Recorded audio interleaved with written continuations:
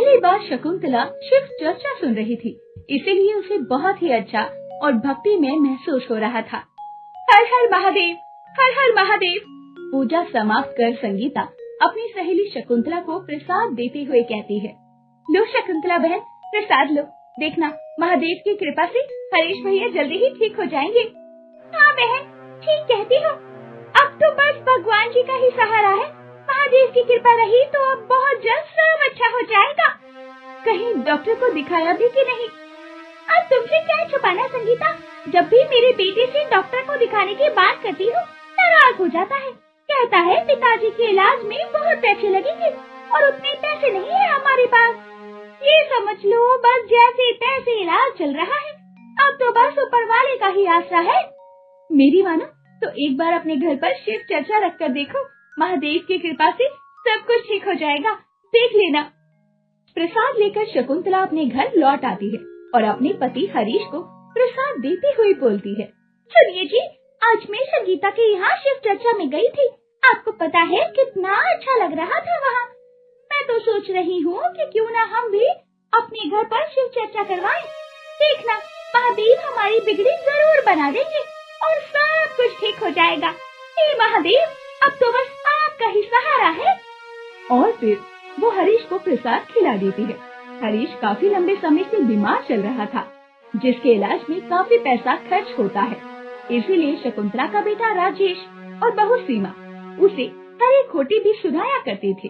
अगली सुबह शकुंतला अपने बेटे राजेश से कहती है, बेटा राजेश, मैं कह रही थी कि क्यों ना हम भी अपने घर पर शिव चर्चा रख लें। क्या पता महादेव की कृपा से मेरे पिताजी की तबीयत ही ठीक हो जाए। पिताजी की तबीयत ठीक होगी दवाइयों से, जिसके लिए बहुत सारे पैसे लगते हैं माँ। अब तुम इस पर फालतू के खर्च मत जोड़ो। अरे नहीं नहीं बेटा, भोलेनाथ के बारे में ऐसा नहीं बोलते। इस जग में ऐसा कोई काम नहीं जो मेरे महादेव ना कर सके। कि तभी सीमा वहाँ आती है और कहती है, ऐसा करिए माँ जी, आप खुद ही एक छोटा मोटा काम क्यों नहीं ढूंढ लेती? कम से कम राजेश जी की भी थोड़ी मदद हो जाएगी। एक तो घर के खर्चे, राहुल की पढ़ाई और ऊपर से पिताजी की दवाइयों का बोझ। अकेले एक इंसान कितना करेगा? आप बताइए, क्या मैं काम करूं? और नहीं तो क्या? अरे काम करने से कोई छोटा थोड़ी हो जाता है, क्यों राजेश? तुम सास बहू के चक्कर में मुझे नहीं पड़ना। जो सही लगे देख लो, मुझे काम पर जाना है। ऐसा कहकर राजेश अपने काम पर निकल जाता है और सीमा भी अपने कमरे में चली जाती है। रात भर शकुंतला चारपाई पर लेटे लेटे अपने बेटी बहू की बात सोच रही थी। हे महादेव, अब क्या इस बुढ़ापे में मुझे काम करना चाहिए? लेकिन ठीक ही तो कह रही है सीमा, आखिर कब तक अपने बच्चों पर यूँ बोझ बनते रहेंगे? 4 पैसे कमाऊंगी तो बच्चों की मदद भी तो हो जाएगी। अगली सुबह शकुंतला काम की तलाश में घर से निकल पड़ती है। थोड़ी ही दूर पर उसे एक बड़ी इमारत बनती हुई दिखाई देती है, जहाँ कुछ मजदूर पहले से ही काम कर रहे थे। वहाँ पहुँचकर वो एक औरत से पूछती है, सुनो बहन, क्या मुझे यहाँ कोई काम मिल सकता है? पहले तो वो औरत ऊपर से नीचे तक शकुंतला को देखती है और फिर कहती है, अरे काम तो बहुत है माँ जी, लेकिन इस उम्र में आप काम कर पाएंगी? बहन, काम की क्या कोई उम्र होती है? पर जरूरत इंसान को मजबूर कर ही देती है। लगता है माँ जी, तुम्हें काम की सच में बहुत जरूरत है। अच्छा रुको, मैं अभी अपने मालिक से बात करती हूँ। इसके बाद वो अपने मालिक के पास जाती है और दोनों आपस में कुछ बात करने लगती हैं। दूर से शकुंतला ये सब कुछ देख रही थी कि तभी वो औरत आवाज देती हुई कहती है, ओ माँ जी, इधर आओ, इधर। शकुंतला उनके पास जाती है और हाथ जोड़कर मालिक से बोलती है, बेटा मुझे काम दे दो, मुझे काम की बहुत जरूरत है। ओ माँ जी, वैसे तो हम लोग आपकी उम्र के लोगों को यहाँ काम नहीं देते, लेकिन अगर आप इतना कह रही हैं तो आप यहाँ काम कर सकती हैं। बहुत बहुत मेहरबानी बेटा। एक दिन का आपको 200 रुपए मिलेगा, ठीक है ना? और छुट्टी के पैसे भी कटेंगे। ठीक है बेटा, जैसा तुम कहो। अगले दिन से ही शकुंतला काम पर जाने लगती है। वो बाकी मजदूरों की तरह अपने सर पर ईंटें रखकर एक जगह से दूसरी जगह पर रखने का काम किया करती थी। शाम के वक्त काम खत्म होने पर मालिक शकुंतला को 200 रुपए दे देता, जिसे लेकर शकुंतला सीधा अपनी सहेली संगीता के घर जाती है। अरे बहन संगीता, कहाँ हो? क्या बात है शकुंतला, आज बहुत खुश दिखाई दे रही हो। अरे खुशी की तो बात है, वो तुमने कहा था ना कि मैं भी अपने घर पर महादेव जी की शिव चर्चा करवाऊं। देखो जरा, मेरे बेटे राजेश ने मुझे 200 रुपए दिए हैं शिव चर्चा के प्रसाद को लाने की। अरे वाह, ये तो बहुत अच्छी बात है। ठीक है, फिर कल सोमवार के दिन मैं शाम को सभी औरतों के साथ तुम्हारे घर शिव चर्चा करने आ जाऊंगी। तब तक तुम प्रसाद के लिए मिश्री और बादाम खरीद लेना, ठीक है ना? अगले दिन शकुंतला जल्दी जल्दी काम खत्म करके अपने घर लौटती है और पूजा मंदिर की साफ सफाई कर महादेव की फोटो के सामने रख लेती है और उनके सामने मिश्री और बादाम का प्रसाद भी रख देती है। और फिर सभी औरतें मिलकर महादेव के गीत गाने लग जाती है। हर हर महादेव, हर हर महादेव। इस तरह शकुंतला हर रोज काम पर जाती और कमाए हुए पैसों से अपने पति की दवाइयाँ खरीदती। एक दिन हरीश अपनी पत्नी से कहता है, तुम्हें क्या जरूरत है इस तरह बुढ़ापे में ईंट पत्थर ढोने की? मुझे ये सब अच्छा नहीं लगता। ये ईंट पत्थर को ढोकर जो 4 पैसे मुझे मिलते हैं, उन्हीं पैसों से तो मैं आपका इलाज और दवाई पानी ला पाती हूँ। अब आप ही बताइए, अगर काम छोड़ दूंगी तो कैसे होगा ये सब? अजीब दुनिया है, बेटे के होते हुए भी बूढ़ी माँ को अपने पति के इलाज के लिए काम करना पड़ रहा है। आप चिंता क्यों करते हैं? देखना, महादेव सब ठीक कर देंगे। अगले दिन जब शकुंतला काम करके घर लौट रही थी, तभी अचानक से बहुत तेज बारिश आ जाती है और जोर जोर से बिजली कड़कने लगती है। हे भगवान, इस बारिश को भी अभी आना था, अब कहाँ जाकर छुपूं? तभी उसे एक बरगद का पेड़ दिखाई देता है। शकुंतला उस पेड़ के नीचे छुप जाती है और बारिश रुकने का इंतजार करने लगती है कि तभी उस पेड़ के पास ही उसे एक काले रंग का अजीबोगरीब पत्थर दिखाई देता है, जिसमें से तेज रोशनी भी निकल रही थी।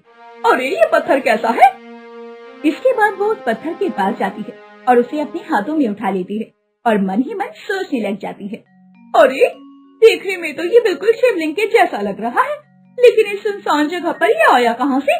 लगता है किसी की इस पर नजर नहीं पड़ी, इसीलिए तो किनारे पर पड़ा है। क्यों ना मैं इस शिवलिंग को अपने घर ले चलूं? इसके बाद वो उस पत्थर को अपने साथ घर ले आती है और उसे अच्छे से साफ सुथरा कर अपने घर के मंदिर में रख देती है। अगली सुबह जब सीमा की नजर उस शिवलिंग पर पड़ती है, तो वो आवाज लगाते हुए शकुंतला से पूछती है, माँ जी, अरे ओ माँ जी, माँ जी, ये मंदिर में पत्थर लाकर किसने रख दिया? बेटा, ये पत्थर नहीं है बल्कि शिवलिंग है। कल रात मुझे एक सुनसान जगह पर मिला और तुम्हें पता है, उस काली अंधेरी रात में भी शिवलिंग से एक अजीब सी रोशनी निकल रही थी। देखो, दिखने में ये शिवलिंग जैसा नहीं है क्या? लेकिन मेरी माँ तो कहती है कि घर पर शिवलिंग नहीं रखना चाहिए। बेटा, सच्ची मन से तो हम महादेव को किसी भी रूप में पूज सकते हैं, फिर चाहे वो शिवलिंग हो या फिर उनकी मूर्त। इसके बाद शकुंतला हर रोज सुबह शाम उस शिवलिंग की पूजा करती है। उस अद्भुत शिवलिंग को देखने के लिए मोहल्ले की सभी औरतें भी शकुंतला के घर आने लगती हैं और आखिरकार गांव की औरतों ने फैसला किया कि अब से शकुंतला के घर पर ही हर सोमवार को शिव चर्चा होगी। इस तरह हर सोमवार को शकुंतला के घर महादेव की शिव चर्चा होने लगती है। देखते ही देखते महादेव की कृपा से शकुंतला का पति हरीश भी ठीक हो जाता है। देखिए जी, मैं कहती थी ना कि महादेव सब ठीक कर देंगे। बोलिए हर हर महादेव, हर हर महादेव। इसके बाद दोनों पति पत्नी महादेव का जयकारा लगाने लगते हैं। मनोज बहुत नाटा था। मनोज हनुमान जी का भक्त था। उसके सारे दोस्त लंबे थे। वो उसे ठिकना, छोटू, नाटा ऐसा कहकर चिढ़ाते थे।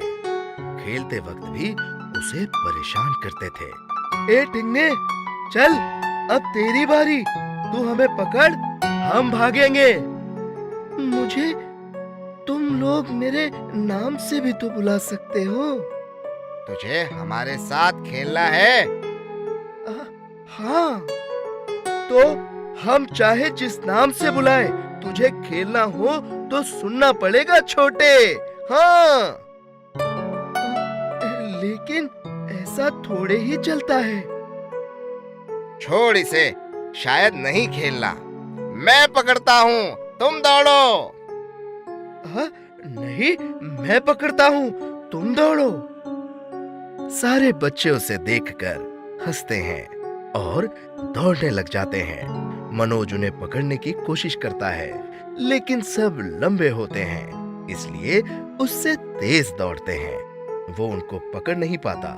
सभी हंसते हुए उसका मजाक उड़ाते रहते हैं। ए छोटे, ए छोटे, अरे चल चल पकड़ मुझे, चल, अरे अरे पकड़ ना, अरे पकड़, अरे मुझे भी पकड़, आजा आजा आजा, चल आजा। मनोज सबको पकड़ने की कोशिश करता है पर कोई हाथ नहीं आता। मनोज थक जाता है।